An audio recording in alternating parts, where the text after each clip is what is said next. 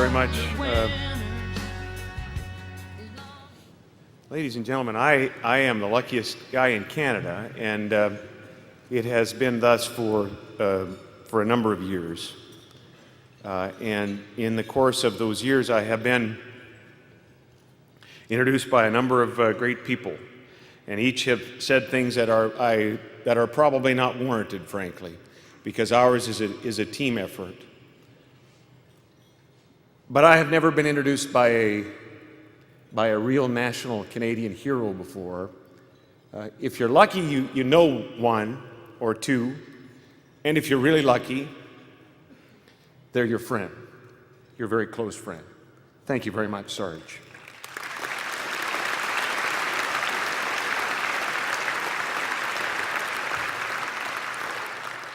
Just have some thank yous before we get into the text, and we know people need to have a little bit of dinner. That's why you came.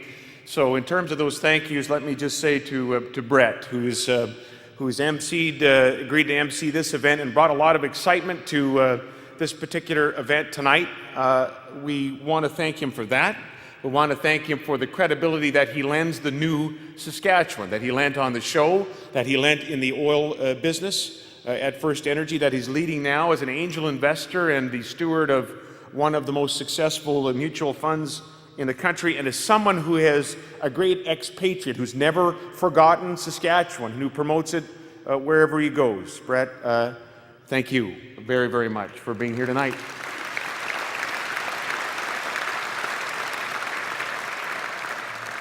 Mayor Pat Fiacco and the council that's here, thanks very much for coming this evening as well. Thank you very much for working with the government on so many issues to help build up our capital city and deal with the issues that are current and important in this community. We have also a good friendship and a relationship, and one that I treasure and look forward to building on in the future. Dan Kwachka and the team that put this amazing event together, the largest dinner we've ever seen in the province of Saskatchewan. Thank you very much for selling all those tickets and making this happen. We have great Regina MLAs, Christine and Bill and Laura, who are constantly at the caucus and the cabinet table making the case for our capital city and for the province as a whole. And I want to acknowledge them and ask you to help me thank Christine and Bill and Laura as well for what they do and continue to do. We have a number of Regina candidates that have been already introduced very ably by Brett, but I want to acknowledge and thank them and thank all of the MLAs that have joined us here tonight. Ours is a team. We succeed as a team. We have some challenges as a team. That's been the way it is for a long time. And I want to thank them for all their support for myself and for our family as well. Thanks to the MLAs that are here tonight. We have a big delegation from the great city of Swift Current. Pat, sorry to say, maybe the greatest city on the planet, the city of Swift Current. And without them, I can't do this job. So I want to thank those folks as well. And with the delegation from Swift Current is my mom and dad, John and Alice Wall. They're here.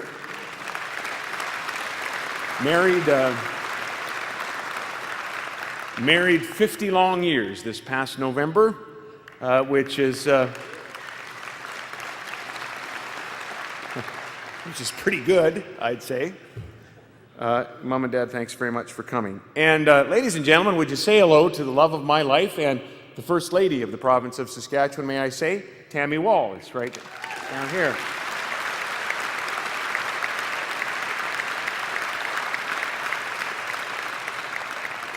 Tammy and I celebrated our 20th wedding anniversary on last Wednesday. I think we're going to get a shot of that. There we are. Look at that. Doesn't she look great? And look at that smile on my face. That smile says, "Only have the reception to go." And look at the mustache. That's a great 1980s mustache. It would kind of go good with say a Brett Wilson shirt, maybe.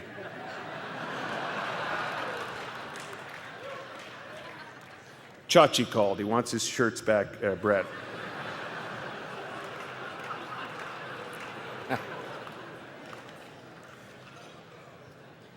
And finally, can I introduce you to our oldest child, our daughter, Megan. Megan, would you just stand up and give us a quick wave? She's right down here. There's Megan. Thank you, Megan.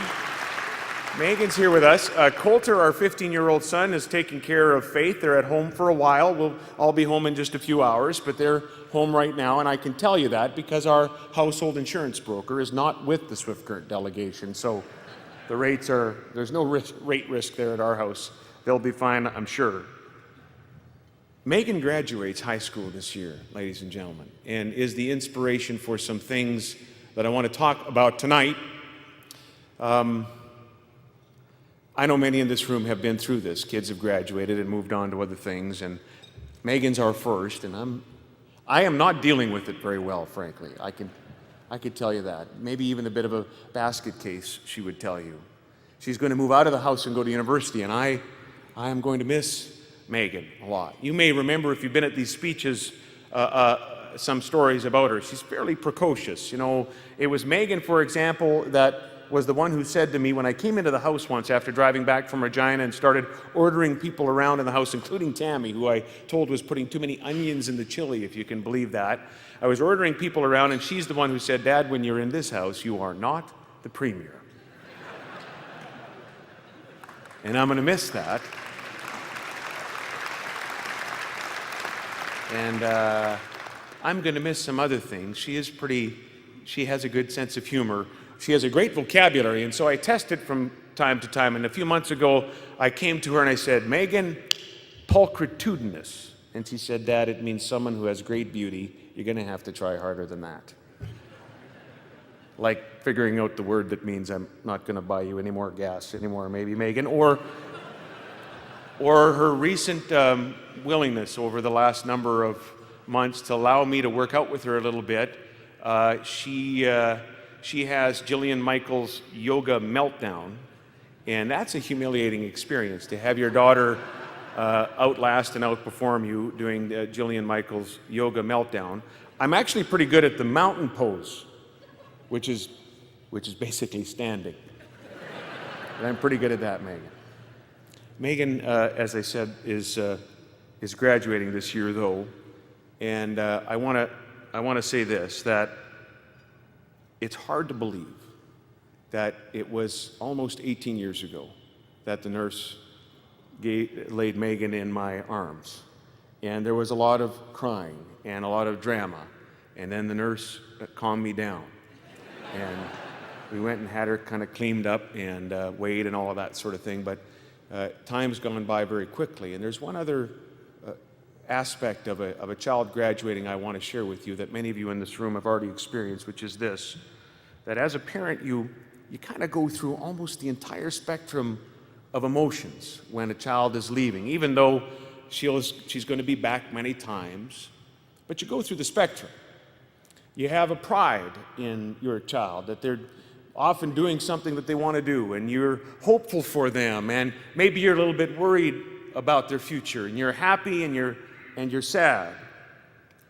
I wonder if you did everything you could possibly do to prepare them for this moment and the moments that are about to come.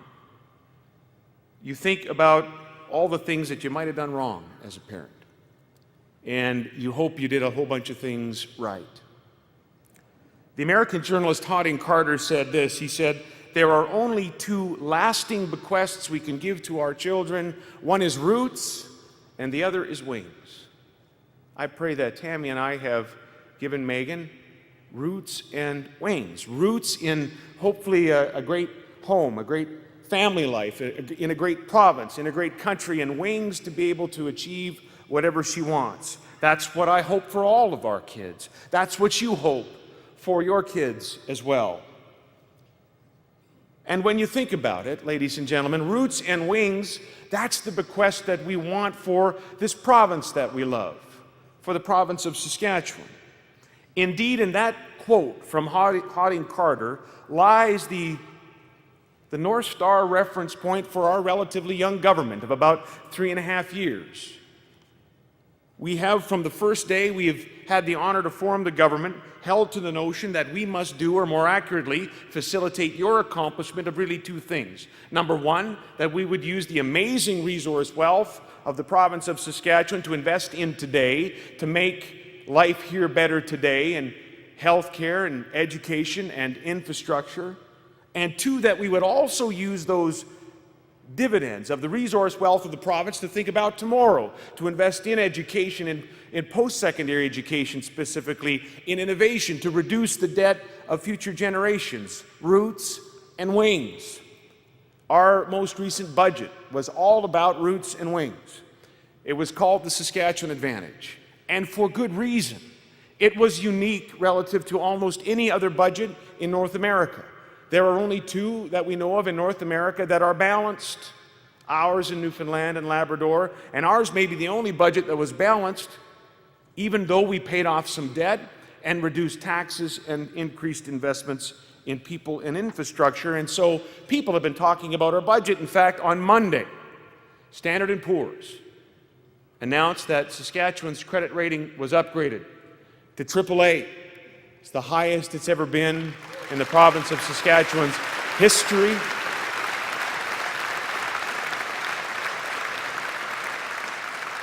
And Alberta's kind of taken note. There was some editorials that were opining about our budget, the Saskatchewan Advantage in Alberta. Some said, well, they've taken our slogan.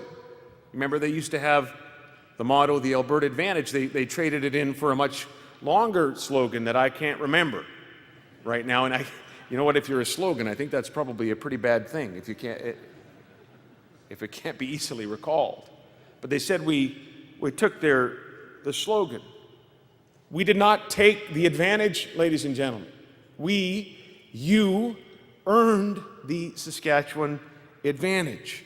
All of those young people and people of other ages who've been moving back to this province from Calgary and Red Deer and Edmonton, who swapped those Wild Rose plates for Living Sky plates or maybe Rider plates, they brought the Advantage back with them. They bolted it to their vehicles.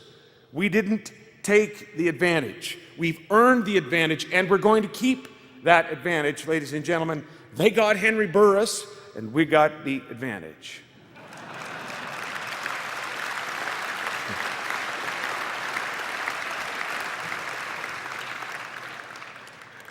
The Saskatchewan Advantage budget is all about roots and wings. We sunk our roots a little deeper down in this last budget by keeping the long-awaited promise for municipal revenue sharing to our communities, to cities, towns, and villages, 1 point of the PST.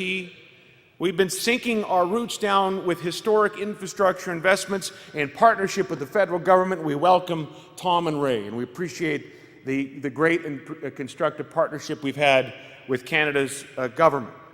We've sunk our roots down deeper still in this last budget by introducing a $5.252 million housing plan that will create and is already creating 4,600 new units over the next 5 years. And ladies and gentlemen, this last budget has sunk our roots in this province down a little deeper with a near record investment in highways again, bringing our total highways investment to about $2.2 billion.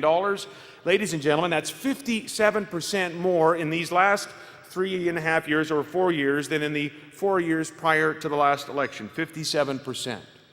And there's more work to be done.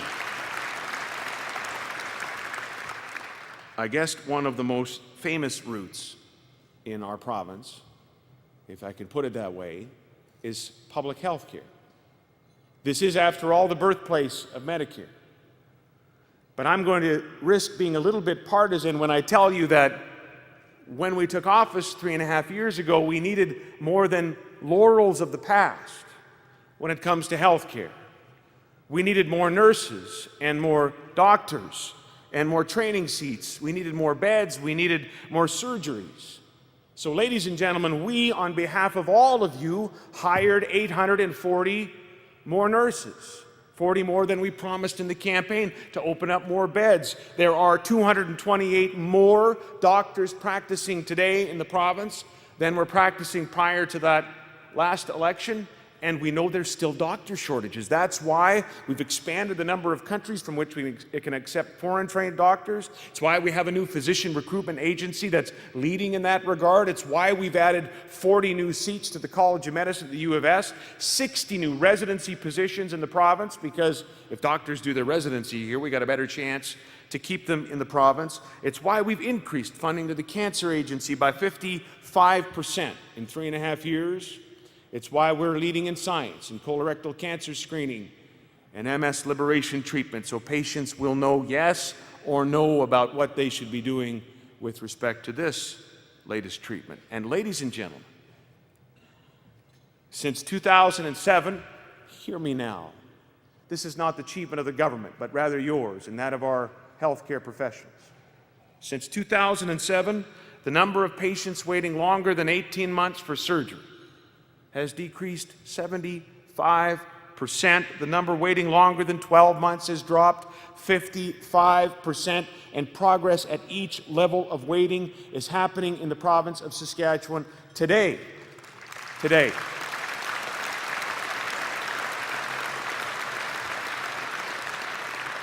It's happening because we have applied more resources, another $40 million not very, very recently, in terms of the Surgical Wait Times Initiative, which seeks to promise you your surgery within 4 months by the end of the 4-year term of when we originally promised this objective, this goal. We are on track to complete the objective. What we're doing is adding some more resources. We're using regional centers to provide operating theaters around the province, and now we're doing something else too. We are using private clinics. Careful now, for those close to me in the front row, that you don't get struck by lightning or burst into flames. We're using private clinics to take care of this bulge in surgical wait times.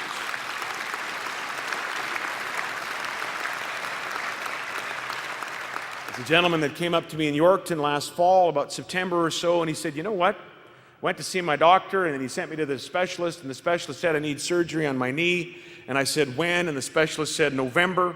And I thought, November 2011, because it's Saskatchewan, so 14 months, fair enough. And the specialist said, no, I mean this November, in 2 months, at the Omni Clinic in Regina.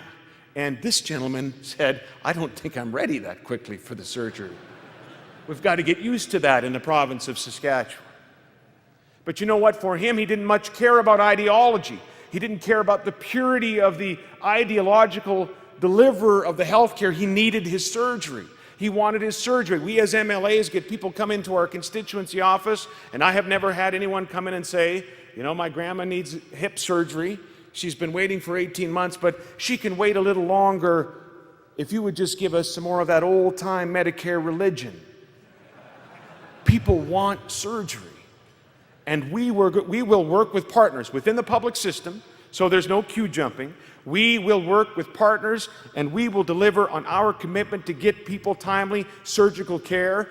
To say that you're the birthplace of Medicare isn't enough. You ought to act like it. And we intend to act like it in the province of Saskatchewan.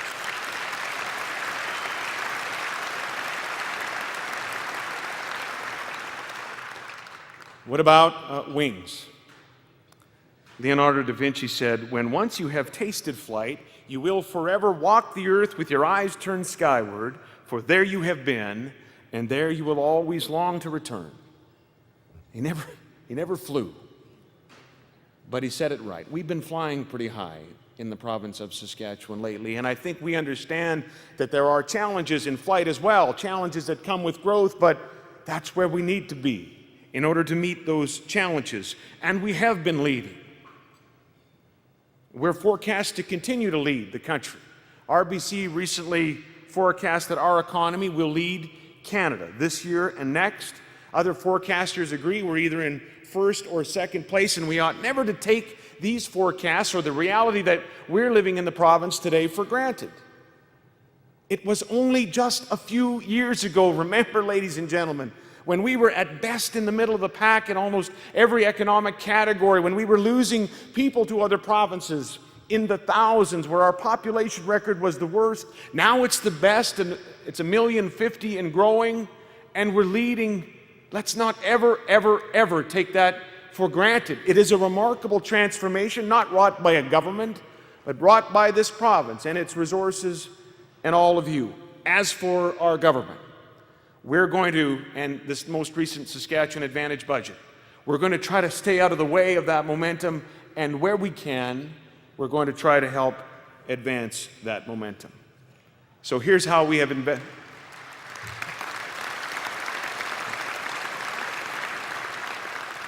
So here's how we've invested in wings. Future generations should have less debt.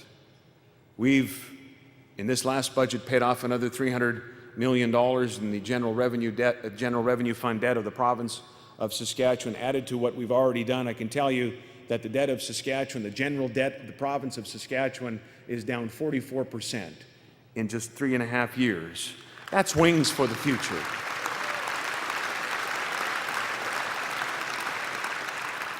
In our budget, we cut taxes for everyone in the most recent budget, another $55 million in property tax relief on the education property tax, on top of $103 million in education property tax relief 2 years ago. We cut the small business tax rate by more than half, from 4.5% to 2%. 114,000 people who are middle and low income people in this province no longer pay any provincial tax because of the changes that we've been able to make. We've raised the personal exemption and the child exemption. And ladies and gentlemen, this year in your Saskatchewan, a family of 4 will not pay any provincial income tax at all on their first $45,550. That's the very best in Canada.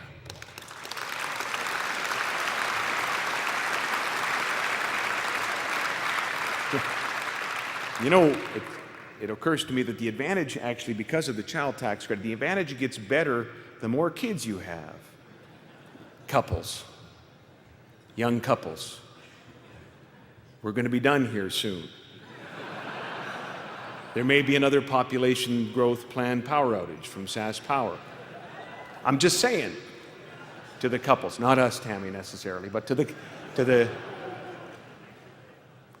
Nova Scotia, very recently, and this was announced today, Nova Scotia had their finance department do a study of taxes to gross domestic product, and they concluded this for their own government, that Nova Scotia has the highest taxes in the country based on this analysis.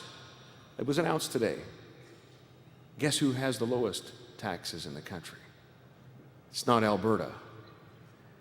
No, it's the province of Saskatchewan, ladies and gentlemen.